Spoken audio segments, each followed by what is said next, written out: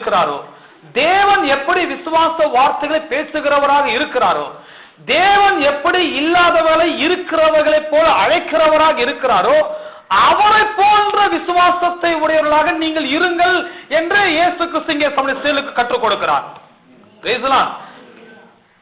தேவனிடத்தில் விசுவாசம் உள்ளவராக இருங்கள் என்ற வார்த்தை நீங்க இப்படிதான் படிக்க வேண்டும். தேவனுடைய விசுவாசத்தை உடையவனாக நான் இருக்க வேண்டும். அப்ப இயேசு சொல்றாரு, தேவனுடைய விசுவாசத்தை உடையவர்களாக இருங்கள். அதாவது இதுக்கு முந்தின வசனத்தை நீங்க படிச்சீங்கன்னா, இயேசு ஒரு வழியாய் போகும்பொழுது அத்தி மரத்தை பார்த்து சபிக்கிறார். உன்னிடத்தில் இனி ஒருவனும் ஒரு காலம் கனியை புசியாதிருக்க கடவன்.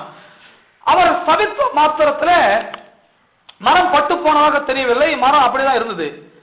சீடர்கள் எல்லாம் ஆச்சரியப்பட்டாங்க, என்ன ஒரு மரத்திட்ட பேசுகிறான்னு சொல்லி. இவரு பேசிட்டு போயிட்டாங்க. மறுநாள் சாயங்கால வேலை, மறுநாள் காலையில அந்த வழியே வராங்க. அதே வழியே